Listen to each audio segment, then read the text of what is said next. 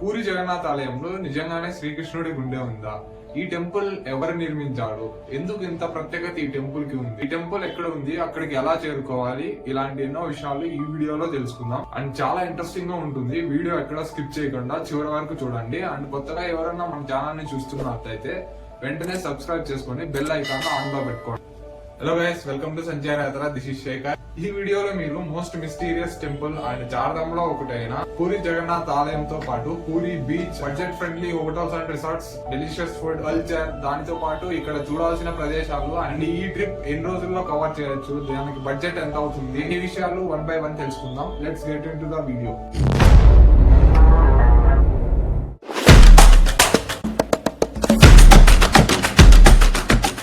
First puri ఎక్కడుంది, అక్కడికి ఎలా చేరుకోవాలి అనే దాని గురించి తెలుసుకుందాం. పూరి జగన్నాథుని ఆలయం ఒరిస్సా రాష్ట్రంలో పూరి అనే సిటీలో ఉంది. ఈ టెంపుల్ శ్రీక్షేత్రం అనే పేరుతో కూడా పిలుస్తారు. ఇప్పుడు ఎక్కడుందో తెలుసు కాబట్టి ఎలా చేరుకోవాలో తెలుసుకుందాం. Puri well connected city. మన తెలుగు రాష్ట్రాల నుండి మేజర్ సిటీస్ అయిన తిరుపతి, విజయవాడ, వైజాగ్ నుండి డైరెక్ట్ ట్రైన్ అండ్ బస్సెస్ ఉన్నాయి. హైదరాబాద్, వరంగల్ నుండి అయితే డైరెక్ట్ ట్రైన్స్ లేవు. కాబట్టి మీరు అయితే భువనేశ్వర్ కు వచ్చి అక్కడ నుండి ట్రైన్ లేదా బస్ లో అయితే పూరికి చేరుకోవాల్సింది ఉంటది. పూరి భువనేశ్వర్ నుండి 60 కిలోమీటర్ల డిస్టెన్స్ లో అయితే ఉంటుంది. ఇన్ కేస్ ఫ్లైట్ అయితే బీజు పట్నాయక్ ఇంటర్నేషనల్ ఎయిర్పోర్ట్ భువనేశ్వర్ లో ఉంది. భువనేశ్వర్ లో కూడా మస్ట్ విజిటింగ్ ప్లేసెస్ చాలా ఉన్నాయన్నమాట. ఆ వీడియో కూడా మన ఛానల్లో అప్లోడ్ చేస్తాను. లింక్ బయోలో ఇస్తా లేదా ఈ వీడియో ఎండ్ కార్డ్స్ లో డిస్ప్లే చేస్తా, అది కూడా చూడండి. అసలు ఒరిస్సాలో ఎన్ని హిస్టారికల్ అండ్ ఇంట్రెస్టింగ్ ప్లేసెస్ ఉన్నాయో తెలుస్తుంది. వన్స్ మీరు పూరి చేరుకున్నాక రైల్వే స్టేషన్ నుండి Jagannath temple 2.5 kilometre, bus stand నుండి 1.5 కిలోమీటర్ డిస్టెన్స్ లో ఉంటుంది. మీరు bus stand or railway station నుండి బయటకు వస్తే ఆటో ఆర్ టాక్సీ అవైలబుల్ గా ఉంటాయి. మీరు ఆల్రెడీ ఏదైనా హోటల్ రూమ్ బుక్ చేసుకున్నట్టయితే డైరెక్ట్ గా హోటల్ దగ్గరే డ్రాప్ చేస్తారు. లేకపోతే శ్రీ జగన్నాథ్ టెంపుల్ వాళ్ళే అకామిడేషన్ ప్రొవైడ్ చేస్తారు. ఆ లింక్ డిస్క్రిప్షన్ లో ఇచ్చాను. AC and non AC rooms reasonable price లోనే లభిస్తాయి. మీరు ఎవరైనా పూరి ట్రిప్ ప్లాన్ చేస్తున్న వాళ్ళు ఉంటే రూమ్స్ అనేవి త్వరగా బుక్ చేసుకోవడం బెటర్. ఎందుకంటే చాలా ఫాస్ట్ గా బుక్ అయిపోతాయి. జూన్ ఆర్ జూలై మంత్ లో అయితే 1 మంత్ బ్యాకే బుక్ చేసేసింటారు. ఆల్మోస్ట్ ఫిల్ అయిపోతాయి అన్నమాట. సో వీలైనంత త్వరగా బుక్ చేసుకోండి. వన్స్ మీరు పూరి రీచ్ అయ్యి హోటల్లో చెక్ ఇన్ అయిన తర్వాత కొద్దిసేపు అయితే రెస్ట్ తీసుకొని ఆ తర్వాత అయితే దర్శనానికి వెళ్దాం.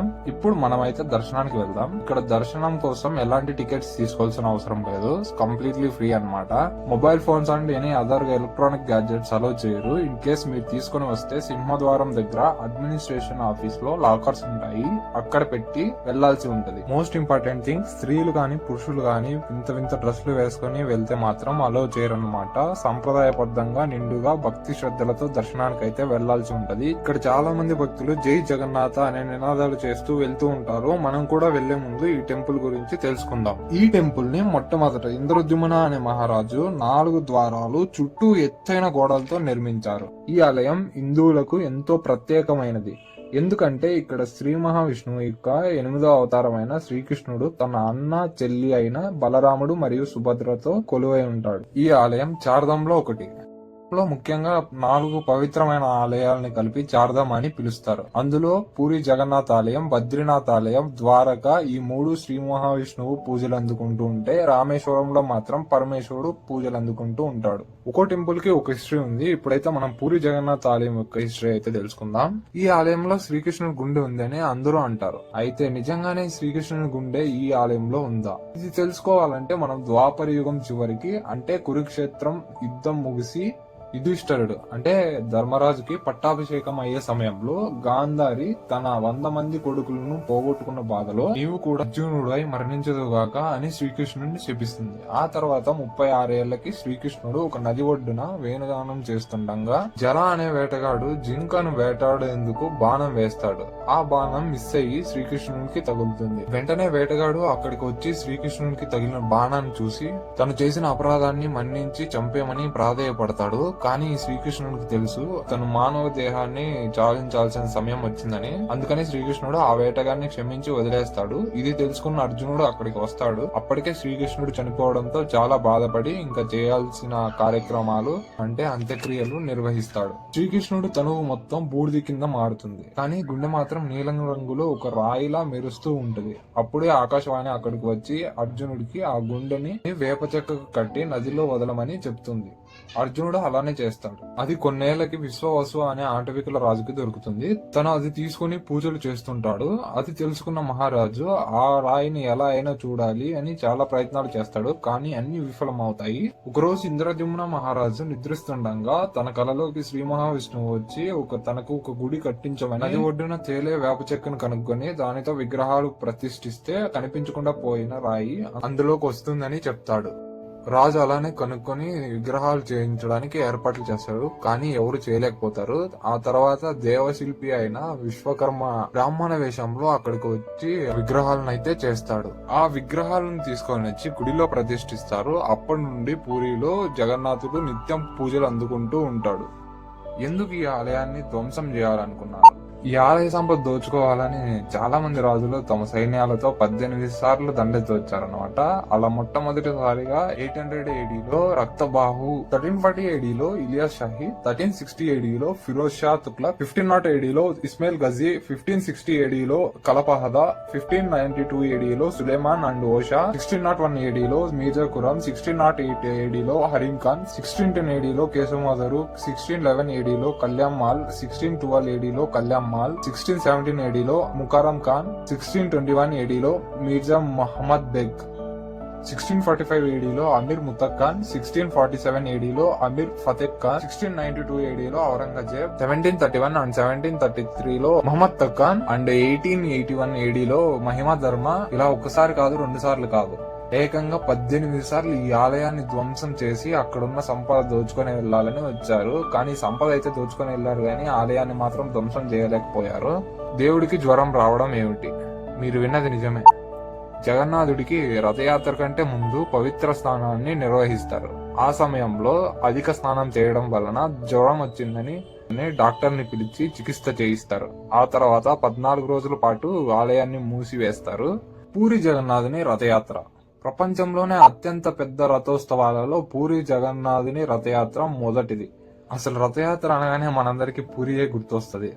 అలాంటి ఈ రథయాత్ర జూన్ ఆర్ జూలై నెలలో నిర్వహిస్తారు. ఈ రథయాత్ర జగన్నాథుడి ఆలయం నుండి ప్రారంభమయ్యి 3 కిలోమీటర్ల దూరంలో ఉన్న గుండీచా మాత ఆలయం చేరుకొని అక్కడ గుండీచా మాత ఆతిథ్యం స్వీకరించడమే ఈ రథయాత్ర ప్రత్యేకత.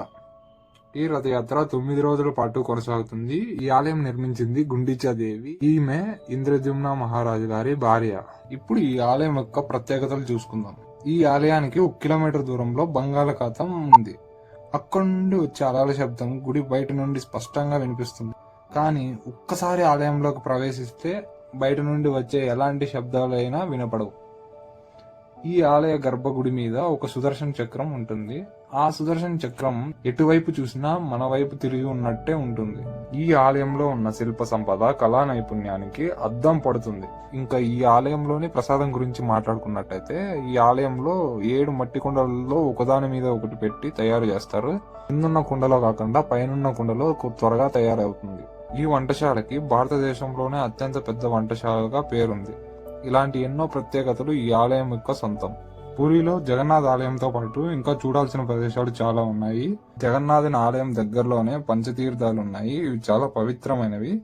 ఈ తీర్థాలలో ఒకటి జగన్నాథుని ఆలయంలోనే ఉంటుంది. దాన్ని రోహిణి కుండ అని పిలుస్తారు. శ్వేతగంగా తీర్థం, ఇది ఆలయం నుండి స్వర్గద్వార బీచ్ వెళ్లే దారిలో ఉంటుంది. మూడవది ఇంద్రద్యుమ్న పుష్కరిణి. ఇక్కడే ఇంద్రద్యుమ్న మహారాజు అశ్వమేధ యాగం చేసి కొన్ని వందల గోవులు బ్రాహ్మణులకు దానం ఇచ్చారు. దానికి గుర్తుగానే ఈ తీర్థాన్ని ఏర్పాటు చేశారు. నాలుగవది నరేంద్ర పుష్కరిణి. ఇది మౌసీమా ఆలయం నుండి కొంచెం ముందుకెళ్తే లెఫ్ట్ సైడ్ ఒక సందు వస్తుంది. అలా నేరుగా వెళ్ళినట్టయితే ఈ తీర్థాన్ని చేరుకోవచ్చు. అన్ని తీర్థాలలోకెల్లా ఇదే చాలా పెద్దగా ఉంటుంది.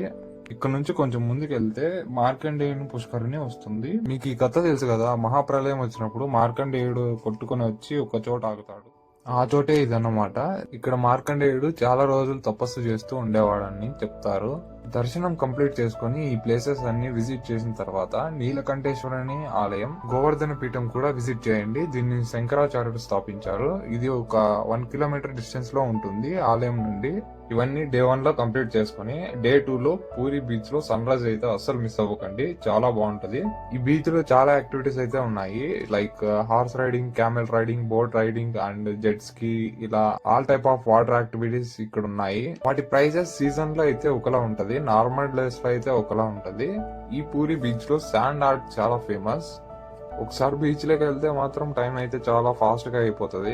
వీలైనంత వరకు sunrise and sunset time లో మాత్రం బీచ్ లో ఉండడానికి ట్రై చేయండి. ఇంకా ఫుడ్ విషయానికి వస్తే కాజా ఎక్కడ చూసినా అమ్ముతుంటారు, అది చాలా ఫేమస్. మోస్ట్లీ చాలా మంది ఇక్కడ బ్రేక్ఫాస్ట్ కి స్వీట్స్ ప్రిఫర్ చేస్తా ఉంటారు. బడ్జెట్ విషయానికి వస్తే సింగిల్ గా వస్తే మాత్రం 5K to 7K అయితే ఈజీగా ఖర్చు అయిపోతుంది, ట్రావెలింగ్ కి, హోటల్ రెంట్ కి, ఫుడ్ కి. అదే మీరు ఫ్రెండ్స్ తో వెళ్ళినట్టయితే పర్ హెడ్ 5K అయితే సరిపోతుంది. ఫ్యామిలీ అయితే ఇంకా ఎంతైనా ఒకటే కదా. ఇది మన పూరి ట్రిప్ ఫ్రెండ్స్. మీకు నచ్చినట్టయితే ఈ వీడియోని లైక్ చేసి ఎలా అనిపించిందో కామెంట్ బాక్స్ లో కామెంట్ చేయండి. అండ్ మీ ఫ్రెండ్స్ తో పాటు మీ ఫ్యామిలీ మెంబర్స్ కూడా షేర్ చేయండి. మరొక వీడియోతో మీ ముందుకు వస్తా. మిస్ అవ్వకుండా ఉండాలి అంటే సబ్స్క్రైబ్ చేసుకొని బెల్ ఐకాన్ ఆన్ లో పెట్టుకోండి. Thanks for watching. జై హింద్.